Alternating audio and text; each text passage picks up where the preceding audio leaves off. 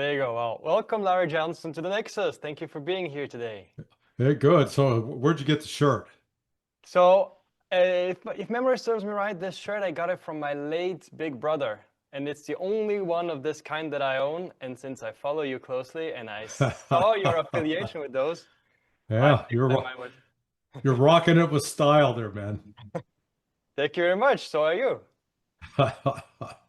Are you located? I was wondering, are you located in Miami by any chance? No, I'm the opposite side of the state. I'm Ah, over on the coast in the Gulf of Mexico, or is it Gulf of America? Well, you know. I just recently surfed Google Maps and I realized that the Gulf on the other side is called Gulf of California, even though it's completely surrounded by Mexico, right? Yeah. Ah, good one.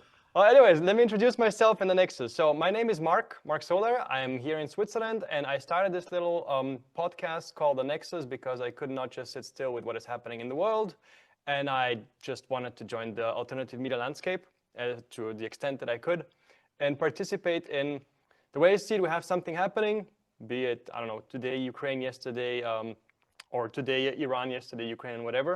And then Right. it takes a couple of months until the truth finally sips into the mainstream, but by then the damage is done.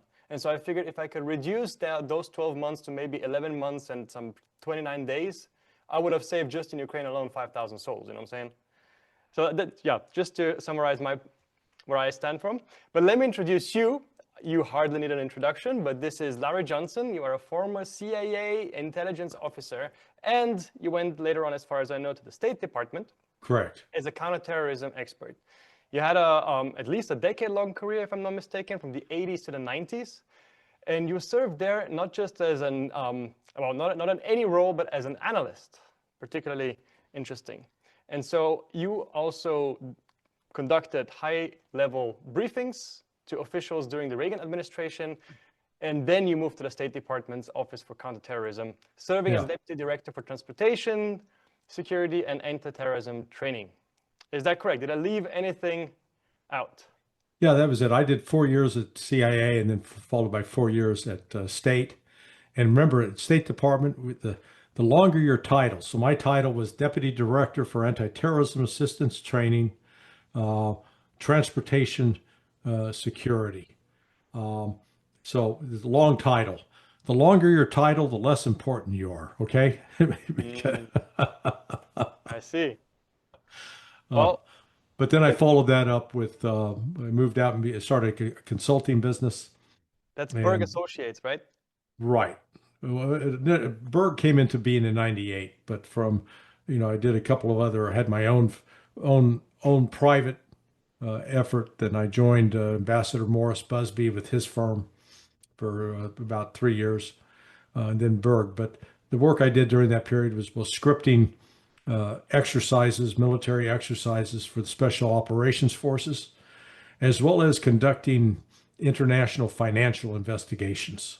Mm, So one of the things we did was we put together a civil racketeering case against the international tobacco companies, against Philip Morris. And our client at the time was the European Union, as well as the governors of Colombia. And uh, Philip Morris settled for $15 billion, as I Jesus. recall. Well, that was like a week of cash flow for him, not a lot of money. But one of the interesting things is one of our key informants in that was a Russian who had been imprisoned in Switzerland, Ah, and so we got him out of prison, and in exchange for his cooperation. So, well, I was doing things like that. that's fascinating. That is just, yeah, beyond fascinating. Well, we can talk about this for hours, but I have one thing that I prepared here that I was wondering myself. How does one become an analyst for the CIA? Like, why? So, well, let me start with that question. I have a few follow-ups on that one, but Yeah, how do you? that was pure chance, pure serendipity. I'm sure there's some that plan to go that route. Um, I've always been a person that asks questions. That people tell you to do something, and I always say, "Well, why?" And that would always get me into trouble. Um, especially in the relationships, right? Well, yeah, but I always liked solving puzzles, if you Mm, will. So, I had that as sort of, my how I approach life, and trying to figure out what are the dynamics that shape events. fascinating. But I had been I had actually, before applying to the CIA, I had spent a year in Argentina supervising the construction of a church during the period of hyperinflation. Um, Mm, and so when I came back, I needed a job, and the CIA was advertising that it was hiring. So I applied and got through the process, and next thing you know, boom, there I am. Uh, the key, learn the one thing I needed to do when I got in there was learn how to write, mm, because the CIA was pretty disciplined. Normally when you're writing for current intelligence, they you need to either boil it down to, can you do it um, in they'd have what they called notes, which were literally 2 to 3 sentences tops, more like 2 sentences. Can you condense a topic into 2 sentences? Tell about what is the bottom line, mm, or then the next level up was a paragraph, and then you could get actually a full article, which would be maybe 4 paragraphs. mhm, So it's like, how do you explain what the Russians did to the Ukrainians in the last 24 hours in, you know, 2 sentences, 1 paragraph? So that's where I learned how to write. And so I found that was very useful. mhm. Fascinating. Yeah, I mean, eloquence is, in the alternative media landscape, we have a handful of people. It's not that many actually, if you sum it all up. It's kind of like you can overview everyone, but some of them just have a tendency to such eloquence, and Hmm. breviloquence also. I think that's the word, like putting it shortly. Yeah. And let me Fascinating. just point out, you're too young to remember, but during the last days, the last 20 years of the Soviet Union, so from say 1970 going up into 1989, um, there was this thing called samizdat, and it was underground information, because the Soviets controlled information so tightly that pravda, the truth, was actually not the truth. And so people started writing things, and then spreading them around underground. Well, what you're talking about with this alt media, this is an electronic version of samizdat.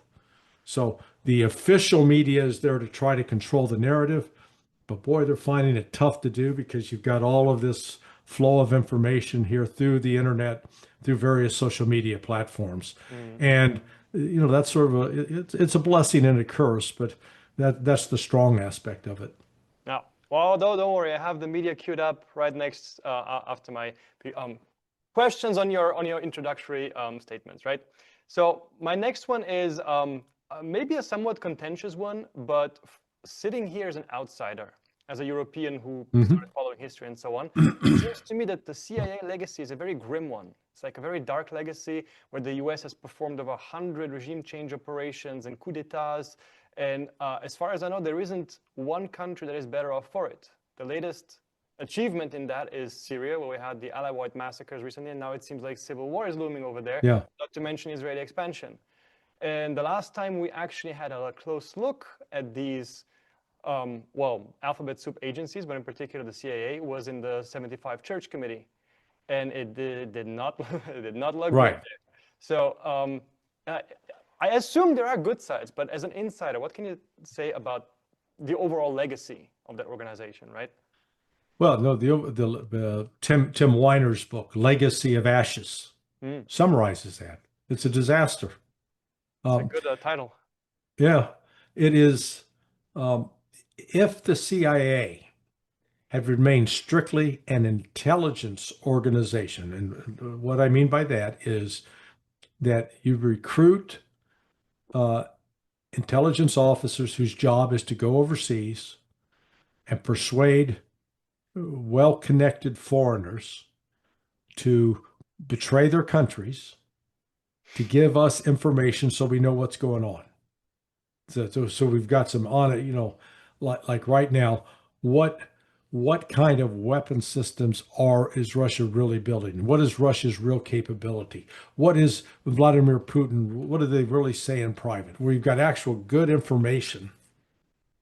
Uh, and then the other aspect of that is once that information's there, you um, you have analysts that know how to say, yeah, this is true, this is not true, this is what it means, and then so the president is properly informed. That was the vision. Instead, it got perverted early on into becoming a regime change organization.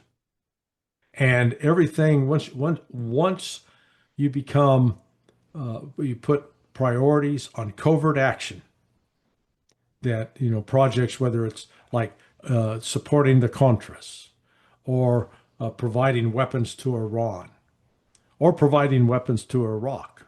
CIA was doing both at the same time back in the 1980s. Um, then the ability to do analysis gets constrained because the project, that covert action project, takes precedence. Yeah. And then you end up sort of, nobody's going to come and produce intelligence. If you've got a source within the Ukrainian government that comes to you and says, look, we can't sustain this for another 2 months. We're gonna collapse.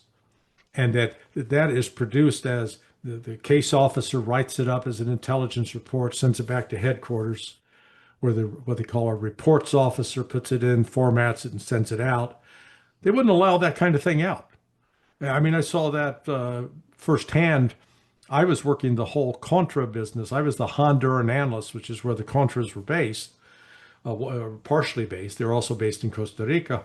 This was 1986, 87. And what we later discovered was the information about how poorly the Contras were doing was suppressed by senior Directorate of Operations officials because they didn't want that information going up the chain of command. And then you got pressure from the DO on analysts saying, hey, why are you undermining our program? So that's what I say, that all needs to be shut down. May I jump in here? This is you bring me onto an idea that I recently wrote, I think, in the Gray Zone. I'm sure you're familiar with the boys over there. Yeah. And the others. Great work. In any case, they recently published, well, recently, it's not that recent anymore, but it was about the exact same kind of suppression of information, top down, which you just mentioned, within the intelligence of agencies about the dangers at 9/11. Do you remember that story? Yes. It feels to me like that's yet another conspiracy theory that was well, censored away, and now, oops, it turns out it's true, but long after the damage is done. Well, what I know, I had no firsthand, even though I still held clearances and was working with the U.S. military there, I didn't, I was not in the same loop that, say, John Kiriakou was. Now, John Kiriakou is a friend of mine, and John was actually in a senior position in dealing with people like Cofer Black. So, at least part of the agency was genuinely concerned that there was a plan afoot to do something in the United States.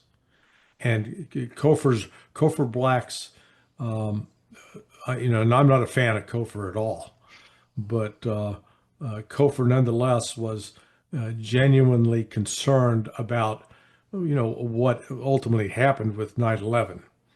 So, and the Bush administration didn't take any steps when it took office in January of 2001, didn't do anything at all to follow up on prior warnings about the activities of Al Qaeda. Now, there's also no denying that the existence of Al Qaeda was a consequence of CIA operations in Afghanistan. But it wasn't confined to just bin Laden and Al Qaeda. Al Qaeda was blowback because we had also facilitated the terrorist activities, or what we would describe as terrorist activities, by people like Gulbuddin Hekmatyar and Dostum, uh, who were, two pretty notorious characters in Afghanistan. So, the United States, there's still a lot of, what I'll call different beliefs about what happened on 9/11. And I find it fascinating that I even got a sister who is crazy. She believes that no planes really flew into the World Trade Center or the Pentagon. That's a hard That, one to fake, though. yeah, that this was all CGI. Well, and then particularly the whole Pentagon, these people that insist it was a missile. If you've ever been to Washington, D.C., the highway, there's a interstate highway, 6-lane highway that runs alongside the Pentagon, Hmm. crosses the Potomac River, heads into Virginia. So that morning, when that happened, at that time, that highway was packed with about 4,000 to 5,000 cars. Okay? People were sitting there, and it's bumper to bumper. So it's not like they're driving fast and you're paying attention to the road. They're sitting there and they saw The missile. plane. Yeah, that's what they did. Nobody, you don't have a single eyewitness from that highway that saw a missile. Hmm. They saw a plane. Interesting. I didn't know about that piece of evidence. I only knew Yeah, about these 3 frames of a parking camera which showed something yeah, very pointy. yeah. But apart from them, I've got I had acquaintances at the Drug Enforcement Administration. And my two partners were former DEA guys, and we actually ended up going to DEA headquarters about 3 weeks after 9/11. Well, the DEA headquarters literally sits from that place where the impact happened. If you look back behind it, you can see the DEA building in the distance. Hmm. And the guys were sitting, they were literally sitting there watching the television about what was going on in New York, and looking, the television was set up against a window, and behind the window you could see the Pentagon. And they were sitting there watching New York, and they saw the plane hit. So, but they got to say, oh, there was no, no, this was a missile. Those passengers they were mysteriously disappeared. These were men, women, children that died on that plane. Hmm. Um, Now, and then again, well, so who knew what when? Well, personally, what I believe is that Israel had intelligence that this was going to take place, and they did nothing to prevent it, because they believe correctly that this would excite the United States to then intervene militarily in the Middle East, to take out Syria, to take out Iran, to take out Iraq, Wesley Clark's take out, prediction. yeah, Wesley Clark's expedition. And so that's why you get the dancing Israelis, I believe. Wow. Uh, To me, it feels very gratifying that you say that, because that had been my well, my non-analyst, just a physicist analyzing to the most objective point that I can from the data that I have.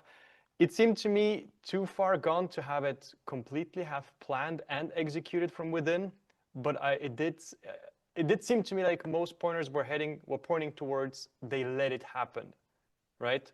But yeah. not until recently did I figure out that it was Israel and not actually the United States behind it.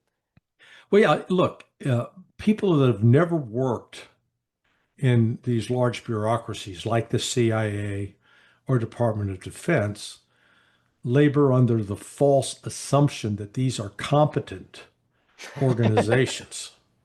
Okay, that they're people who are, really well organized and tightly planned, and they do the no. It is they end up doing the stupid thing, and I witnessed too many, or was privy and knowledgeable about too many instances. I mean, and let me just this one example encapsulates what I'm trying to explain.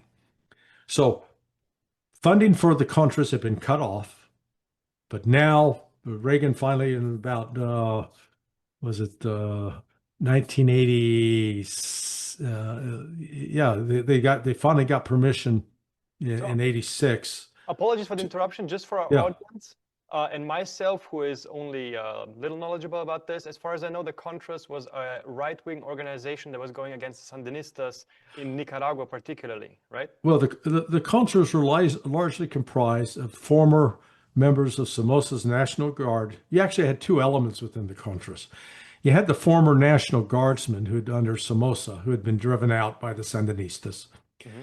But you also had quite a few campesinos, just peasant farmers that were objecting to what they saw as the Sandinista takeover of their land.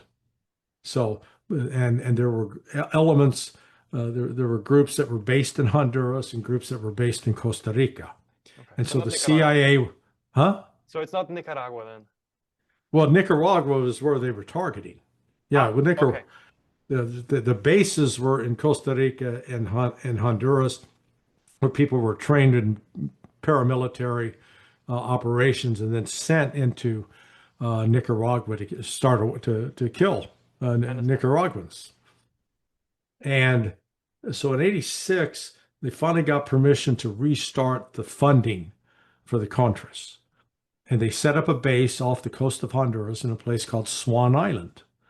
And so understand, at that time in the world, the top five, really the top three foreign policy priorities were supporting the Mujahideen in Afghanistan, supporting the Contras, and then the war in Angola. Mm. But those were like the big three.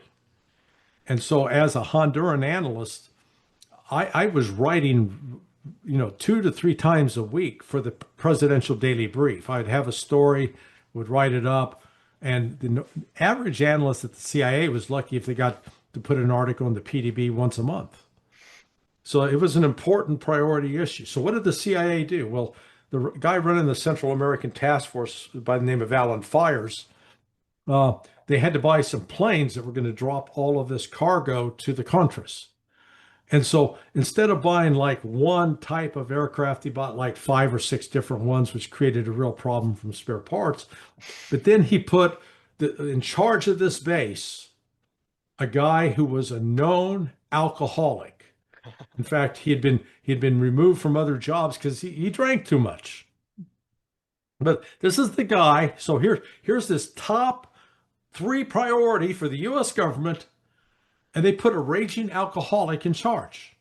And so what happened is they bought this, I think it was like a $20 million plane, a Casa 212, and they had to test it out because they had hired, quotation marks, Rhodesian pilots. So these were South African mercenaries that were going to pilot this aircraft, and they had to test it to see if the navigation gear would work at night. So the goal was they had a beacon, handheld beacon on the island. These 2 Rhodesians, they took off, flew off into the darkness. It was dusk, the darkness was coming. And what did this chief of base do? He went into a concrete bunker, took the beacon with him, and got drunk and passed out. Well, the beacon is now inside this concrete bunker and it's not emanating a signal. So here are these guys flying around out over the Caribbean Ocean and they can't find the signal. And they fly this brand new airplane until it runs out of gas and has to crash into the ocean. They manage to escape, get out into a life raft. They float around for 2 days and are picked up by a Russian or Soviet trawler. Okay? Was that planned? That's what I'm saying. People think that, oh, these are sophisticated. They think it's Sean Connery or Pierce Brosnan, that Hollywood image of this suave, sophisticated, intelligent CIA officer. And it ends up being a clown show, sometimes a malevolent, perverse clown show. I remember there was this one flamboyant character, Dewey Claridge, who was heading up the Contra project at one point on the DO. And then he later was put in charge of the counterterrorism center. Uh, and I know from one of my other friends he was later the CIA chief of station in Bogota. Well, when he was an officer working out of Miami, one of his jobs was to go line up hookers for Dewey Claridge. When Dewey Claridge flew to town, he wanted to get his thing on and so you'd have to go out and hire prostitutes. Uh, or the CIA officer who was he played an important role in Mexico City when the DEA agent Kiki Camarena was killed. He managed to get the tape recordings from the Mexican police about how that Kiki Camarena had been tortured by, not just by Mexican, by the drug cartel, but also people connected with security forces. Well, that particular CIA officer was later promoted, and he was in charge of the station in Paris. Well, lo and behold, he was picking up local French girls and bringing them back to the CIA station, this top secret place, banging them, having sex with them in the station. And his wife found out, and then she wrote, she made a big deal, protested with the, I mean, these are human beings, many times very flawed human beings. And that's why I say that the notion that, yes, this deep, dark conspiracy was run like clockwork. Oh, please. Mm-hmm. I'm not saying that they're not bad actors and not doing bad things, but just understand that there is a evil and clownish aspect to it. Fascinating. Well, you can make this stuff up. Thank you very much for the anecdotes. That's yeah, fascinating. Yeah. I mean, they said that don't drink and drive, but they never said don't drink and fly, right? Yeah. Listen. But that brings us to the next point about the media landscape. And my question to you is, how do you, in your experience, view the media landscape today, and has it evolved in your eyes? Oh, it's devolved. Okay. We're not talking evolution here. We're not talking Darwin. We're talking the collapse of media. So, I did my first TV talking head appearance in what was like August of '94 when Carlos the Jackal was captured. And I wound up on CNN talking about the capture of Ilyich Ramirez, who was known as Carlos the Jackal.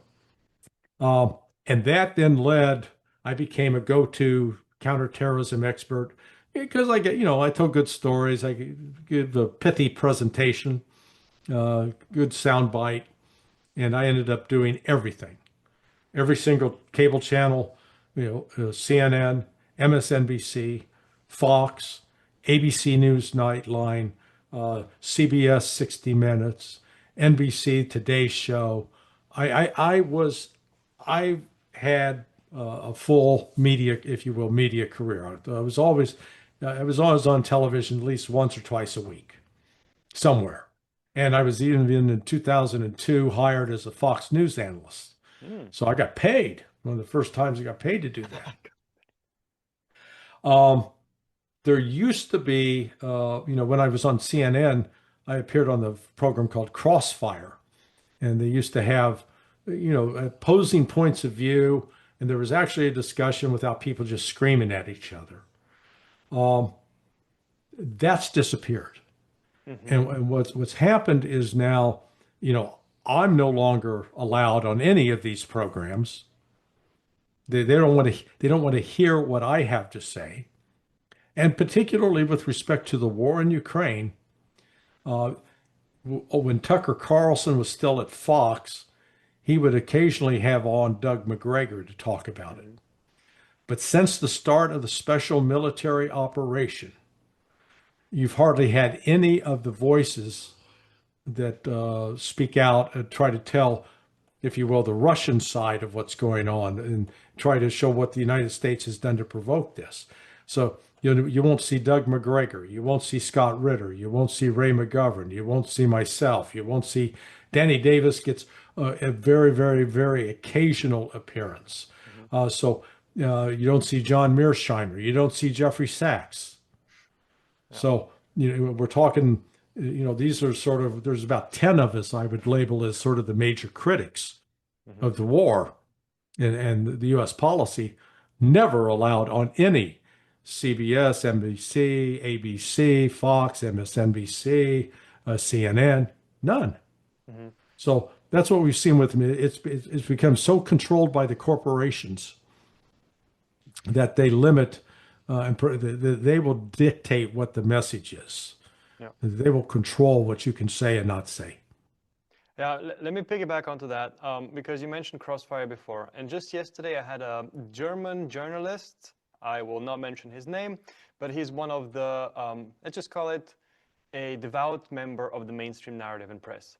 And I Hmm. stumbled upon him in the Swiss national media. Now, the way it works here in Switzerland, we have the so-called SRG, SRF, which is just the Swiss media landscape. But the fun part about that one is each and every household that even just has as much as an internet connection pays $400 a year to have neutral media, right? Hmm. But guess what? These neutral media are just as overrun by the transatlantic think tanks as any other. So basically, it's a tax. It doesn't enjoy the legal status of a tax, but it's de facto a tax because if you don't pay it, they come and well, issue fines and arrest you or whatever. And so he wrote a couple of books about the toxicity of Russians altogether, about Putin's venom, and so yeah. So you can imagine the kind of person he is, right? And I figured, okay, this is an experienced journalist. He's been out there for a solid part of 3 decades. Let's have a debate. Let's test my ideas as a just a dude having a little podcast here in Switzerland, right? Against an experienced man who has also lived for 5 years in Moscow. And yet, any time I threw even the slightest contention against what he was portraying, he would either go off topic or just call it stupid. To the point where at some point we started talking about journalism and the role of media. And I started mentioning Iraq, to have a long gone established case where there's no more questioning about whether or not this was a conspiracy or whether the weapons of mass destruction were really just an invention and so on and so Right. forth. And even there, he interrupted and he said, listen, I didn't prepare for this. Now you're taking me off on the wrong foot. And then I said, okay, if you want, we can talk about COVID, right? Doesn't matter. And yeah, and they're the same thing. So it was kind of disappointing, but it occurred to me, it was not just Iraq, but it was other little snippets like that as well. And it occurred to me that these people are just profoundly, shockingly ignorant, you know? Yeah. Yeah. Yeah. No, Yeah. um, and again, they're there to create a narrative. I've with respect to like Russia, I've been fortunate to visit Russia 5 times since December of 2023. 4 times in Moscow, 1 time in St. Petersburg. Uh, I've met and talked to Sergei Ryabkov, the deputy foreign minister, and Foreign Minister Sergei Lavrov, Mm. as well as Maria Zakharova. Um, but the the revelation of seeing what modern Russia is, it is literally a phoenix that's risen from the ashes. It was in complete collapse in the 1990s, in part because of what the West did to it. And instead of becoming an authoritarian, militaristic society, it has become a reborn Christian nation founded in Eastern Orthodox Christianity and modern, clean, prosperous. It really is and safe. It is. It really is something to behold. And the Western lies about it just they completely miss what's happening. So yeah, it's unfortunate that these propagandists. But again, look at what's happened to the media. When you go back into the 1990s, you had Time magazine. They put out an actual magazine, Newsweek magazine, U.S. News and World Report magazine, um, and but they found that the economics didn't work, so they started laying off reporters, firing them, and the media started getting bought up by larger corporations. So you've actually got the entire media is really controlled by about 6 corporations. And they don't operate according to, oh, we want to have the truth. No, is this making money for us or not? And And manufacturing consent, right? yeah, well, and if you like you come here and turn on Fox News or CNN, you know, the the ads are primarily pharmaceutical ads. Buy this drug, buy that drug, you know, hair loss, weight loss, erectile dysfunction, blood pressure, heartbreak of psoriasis, it just goes on and on and on. Well, when you are funded by these pharmaceutical companies, what are the chances that the media is going to give you an accurate report on something like COVID? So that's the problem. You have to go to platforms like yours, the alternative media, to actually hear a different point of view. And what's important about this is people need to be able to exercise critical thinking to evaluate, how do you sort out what's, what they call male bovine excrement, which is a polite term for BS. How do you sort out the BS from truth? And, like right now, the whole Jeffrey Epstein thing is it's fascinating because the media has tried to shut that story down. And thanks to Donald Trump, man, the story's getting out there now, the real depths of it. If you watch Tucker Carlson's latest interview with Daryl Cooper, just previewed last night or premiered last night, it's devastating. Well, this brings us right back to that point you mentioned earlier about these people are not so smart. Look at Donald Trump's behavior in this particular instance. I had something to bounce off, which is my own idea, my little analysis, so to speak. Yeah. It's probably written down somewhere if it's true, but in any case, my idea was when you mentioned Russia and how it rose from the ashes. Right. I also thought of Iran and, North Korea, Venezuela, and wherever. And the way it seems to me, like, as I said, I have a scientific background, and it seems to me like the government oppression in no matter which country, Syria, North Korea, Russia, and so on, is a function of the external pressure applied.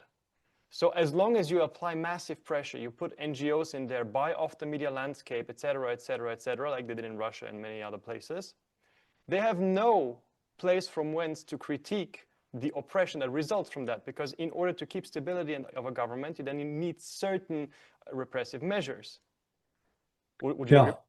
Oh, well, yeah. No, look, the West and the CIA, the United States through the CIA in particular, or the U.S. government, because it wasn't just the CIA, it's USAID. They used the non-governmental organizations as an important tool in regime destabilization or color revolutions. And that the work that's been to try to impoverish nations through sanctions, it failed in Russia for one reason. Russia is completely self-sufficient. So imagine in your home, you have a 5-year supply of food. You have your own supply of energy. You have your own supply of fresh water, and you've got your own internet. You don't have to rely upon some external force. And the police show up outside your door and they say, okay, we're going to impose an embargo on you. You don't get to come out of your house, and you don't get to go purchase anything, and nothing's going to be delivered to your house. And you'd say, all right, I've got everything I need here to live. Well, that's Russia. So when those sanctions were imposed on Russia, it just forced the Russians to turn internally to develop capabilities that they had, or to employ capabilities that they had that previously may have deferred to external or Western sources. Now, countries like Venezuela and Cuba are in a far different position, as well as North Korea. They're not self-sufficient, and they do actually need some things from outside. which will bring us, we can talk about BRICS and the importance of BRICS relative to that. Iran is sort of in between. Uh, Iran has been able to weather the sanctions generally by, it's continued to build up its missile force and because it's selling oil and it has an important natural resource, oil and gas. But when you travel out into the other sort of the hinterland of Iran, you find that they haven't had the money to invest in infrastructure. They haven't had the money to upgrade a lot of technology across the country. Uh, Nonetheless, as they proved during the 12-day war, uh, they could defeat Israel. Israel suffered enormous damage at the hands of the Iranians. I think Iran inflicted actually much more damage on Israel than Israel did on Iran. Um, so this tendency to try to use sanctions to bully other countries has actually accelerated the development of BRICS, which is bent on creating an alternative financial system, one that can facilitate trade between countries and shield people from being held hostage by a U.S. dollar or U.S. sanctions. Yeah. And all of the U.S. bullying on this has simply produced a greater desire on the part of countries to move more rapidly in that direction, not slower. Mm-hmm. Allow me to. I I did not ask you. I assume we have about an hour. Is that Yeah, okay? yeah, we're Okay, fine. cool. So let me just jump on it. You mentioned the 12-day war against Iran, and so I have been talking to friends recently, and I've been asked here and there why I'm so focused on Ukraine. And the way I usually answer this question is that Ukraine is a pivotal point in the international relations and power balance landscape, which is maybe it's optimism talking, but it seems to me like it's the decline and perhaps even the end of this Western hegemonial empire, which has been Hmm. going on for about 600 years. And as far as I can see, it's based on, well, colonial, neo-colonial hegemonic enterprise. We can see it from Israel, from the way the US has behaved, European vassalization, if that's a word, to the US. But now it seems to me that Iran actually might be a new, maybe not a new pivot, but a new spark, because Ukraine has brought us this close to nuclear, well, to total Armageddon, right? But now it Right. seems like Iran is the next potential spark point for that. So we have not just one danger looming here, but we have another one popping up here. What is your prognosis for Iran? As far as I know, most analysts predict that the war will pick up again in a couple of months by the end of the year. But I'm not so sure from my perspective because air defense missiles alone, as far as I know, THAAD missiles and Patriot missiles take way longer to produce. And so if they don't have an air defense shield, having seen Iran's capabilities, what is your prognosis? Yeah. So I think the war in Ukraine may even come to an end by the end of the year. I think it could happen that quick because Russia started using some new tactics just in the last 2 weeks. Previously attacks on supply trains because a large portion of the supplies that come into the Ukrainian troops are carried over railroad lines. Yeah. And in the past, they had to be hit with like Iskander or missiles or Kinshals. Um, Now, because of the advance of the Russian line, Pokrovsk, for example, is a critical uh, logistics node for Ukraine. Now, Russia is attacking the trains with Garan drones and disabling the trains in place, which means the Ukrainians need to send out another train to haul that train off. Well, that train gets hit. So they've really actually started to shut down these rail lines. So once you start interdicting the ability to resupply, their ability to continue the war is going to diminish. Um, the defeat of Ukraine is not just military defeat of Ukraine will also be a military defeat for NATO because NATO candidly doesn't have the military force to counter Russia. Now, they are lying, falsely claiming that Russia's keen on conquering Europe. Why? What is it in Europe that Russia needs? They don't need more land. They certainly don't need a bunch of people who are in favor of transgenderism and pedophilia. And You Russophobic know, at the core. yeah, it's like, there's nothing to be gained from that. So Russia's not going to invade Europe. That's nonsensical. But there's a way that this, from Russia's standpoint, is part of creating this new economic order. It and China have allied themselves with Iran now in a new, it's a real new relationship. Because if you go back to 2015 during the negotiations for the JCPOA, the Russians and Chinese were siding with the West in pressuring Iran to make concessions. Now, what's happened is there's growing recognition of the importance of a north-south economic corridor that basically runs from Russia through Azerbaijan into Iran, culminating in the Persian Gulf at one end. The other terminus would be in St. Petersburg. So connecting the Baltic Sea with the Indian Ocean without having to go through the Bosphorus Straits in Turkey, without having to go through the Suez Canal. This growing recognition that Iran is a critical linchpin in BRICS has actually helped. Both China and Russia are now circumventing many of the sanctions that were imposed upon Iran. Iran is able to get some economic benefit. One of the interesting aspects is Azerbaijan. Azerbaijan, there's been some recent tension between Azerbaijan and Russia.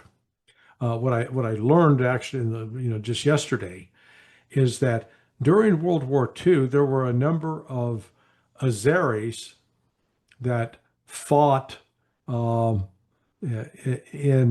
the side of the Germans, actually, and they ended up after the war. A number of those Azeris married women from Ukraine and took them back to Azerbaijan. Well, this has led actually that there's, on sort of a family basis, there is a network between Ukraine and Azerbaijan, which explains one of the reasons that Russia started cracking down on some of the criminal organizations in Russia, because they were believed to have assisted Ukraine in carrying out terrorist attacks.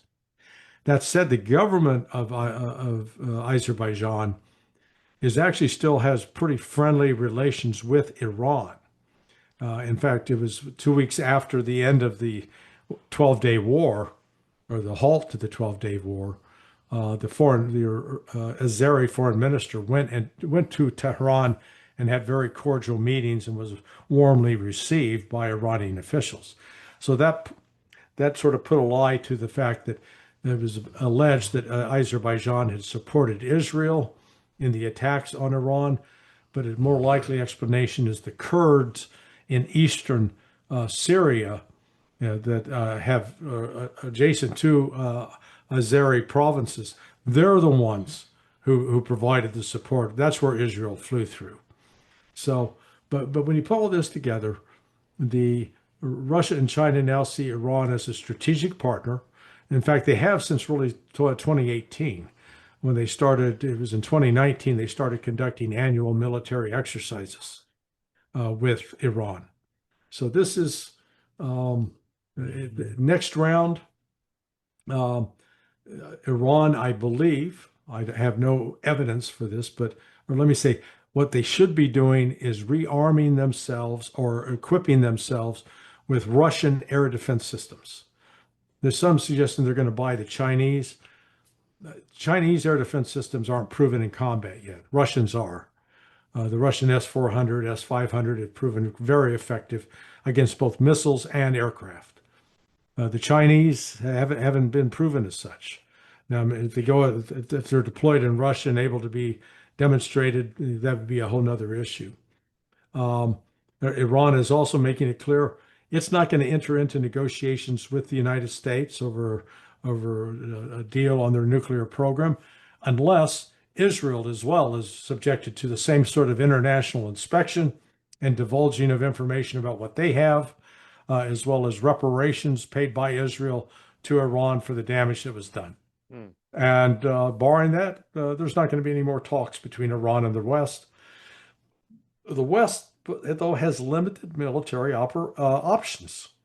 Yeah. There, this last one that started with the decapitation attempt, it was sold to Trump as this is going to be a knockout blow. It's going to bring the Iranian government into a collapse, and we'll easily defeat them. Instead, within 12 hours, Iran's firing missiles, ballistic missiles back, and within 2 or 3 days has shredded Israel's ballistic missile shield and is hitting target after target. Ports at Haifa and Ashdod, refineries at Haifa and Ashdod, Ben Gurion Airport, Weizmann Research Institute, military bases at places like Nevatim, hit the equivalent of the Israel's version of the Pentagon, the defense headquarters, Israel's version of the CIA, Israel's version of the NSA. So Israel got hammered and hammered hard, which is why Israel sought a ceasefire because they couldn't sustain it any longer. Are you familiar with the, well, first of all, thank you for the, for the recap and the analysis. And I was gonna ask you about, are you familiar with the 2008 Brookings Institution policy paper, Which Path to Persia? No, I'm not. Um, I assume you're familiar with Brian Berletic, the analyst? Yeah. So I got that from him, and then I read a bit through it, and I did a little update of my own here on the Nexus about the Iranian situation. And it's fascinating to see how, just like with the 2019 RAND Corporation paper, planning the policy of how they would start and pursue the war in Ukraine, the 2008 paper about Iran, if you remember from Wesley Clark's prediction, Iran was the last domino after To fall, Syria, right. after the 7 other countries. So it's like the cherry on top, right? And the way it goes is that in this very policy paper, they suggest that Israel should attack Iran under the cover of a nuclear war, nuclear weapons being prepared by Iran, and the U.S. would publicly protest so that Israel would bear the brunt of negative public opinion, right? And Right. so all of this, including the arming of Israel in very great detail, the way that things happened was planned in this policy paper. But here's the worrying part from my end. There was nothing, as far as I remember in that paper, after striking Iran with a massive air campaign. And so it could be, maybe I'm just, there's the unknown unknowns, right? Maybe it's just an unknown unknown, but I just don't know the way forward now because, yeah, as I mentioned before, as you stated, Iran is much stronger than they thought. Again, probably due to intelligence failure, which you also alluded to. Well, so what do they do now, right? well, the West is now blinded. Until prior to the attack on June 13th, Western intelligence had penetrated or had cooperating assets among the International Atomic Energy Agency inspectors. Yeah. At least I believe that. So not only would they have access to the official reports of the IAEA, but they also had been able to penetrate it, whether it was actual inspectors or contractors who worked for the IAEA. But Western intelligence had a presence inside the Iranian nuclear program. Then that's why they actually knew what was going on. They knew they weren't building a weapon. But as a consequence of that attack on June 13th, Iran is now shut down, kicked out IAEA because they believe, and I think correctly so, that the IAEA supplied the names and addresses of the Iranian physicists who were murdered. So Now the West no longer has that intelligence. They no longer have access to what's going on.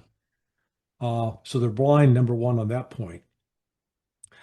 Number two, the West doesn't have, I believe, a good estimate or understanding of how many ballistic missiles Iran really has, because my understanding is the production is done underground and the storage is done underground.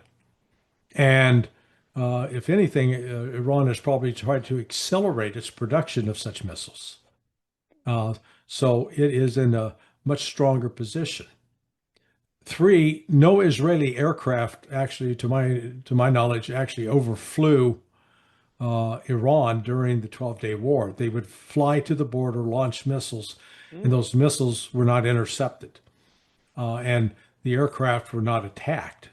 The only aircraft that entered Iranian airspace were the U.S., the B-2 bombers, F-35s that came in, but that was almost sort of a staged event. They told Iran we were coming, and then Iran later said, "Okay, we're going to get you." And each side took their blows, and Trump gets to brag, "Oh, I obliterated Iran's nuclear program." Okay, if you obliterated it, why do you need to go have negotiations about eliminating it? Because you obliterated it, which is the same as eliminate.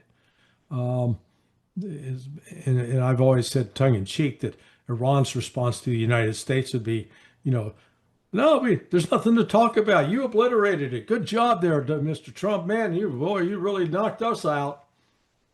Yeah, it's like And it's kind of like yeah, Ghislaine Maxwell. If she goes back before court, what do you mean? Which files, right?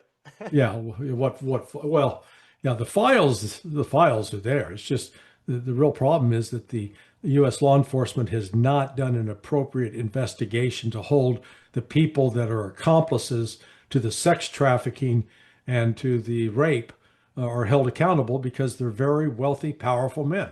Yeah, yeah, That autocracy. Let me swerve towards the last point that I have here, which is Ukraine. From where I'm standing, personally, I must admit, I am surprised Ukraine has been holding on for this long. It has been a war of attrition, which they have been hit hard, and they have lost air superiority. They lost, as far as I know, about 300,000 men during the 2023 counteroffensive, Yeah, yeah. but they're still fighting.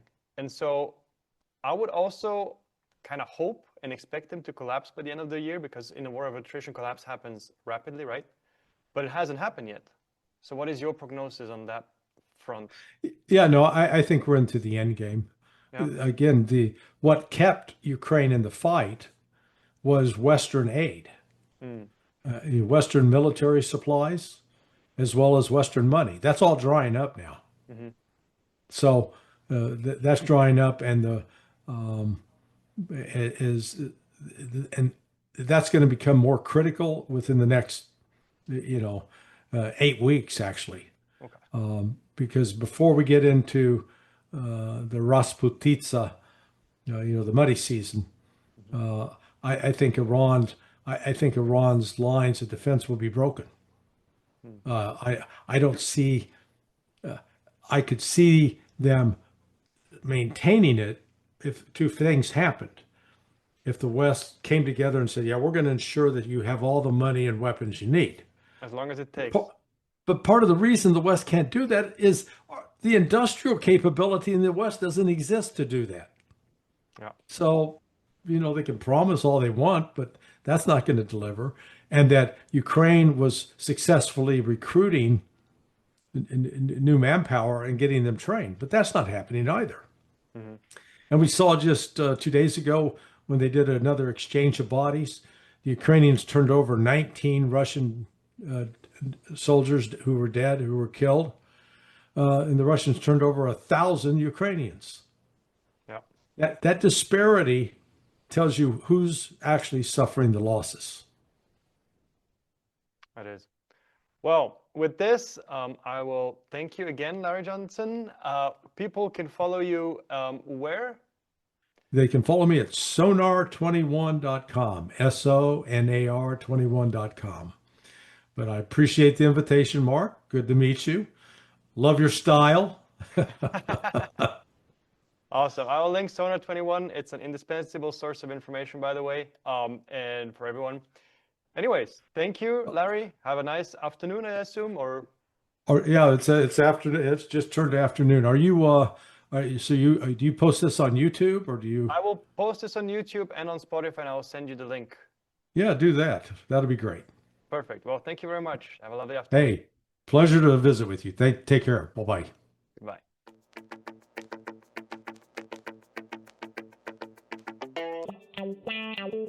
Wow.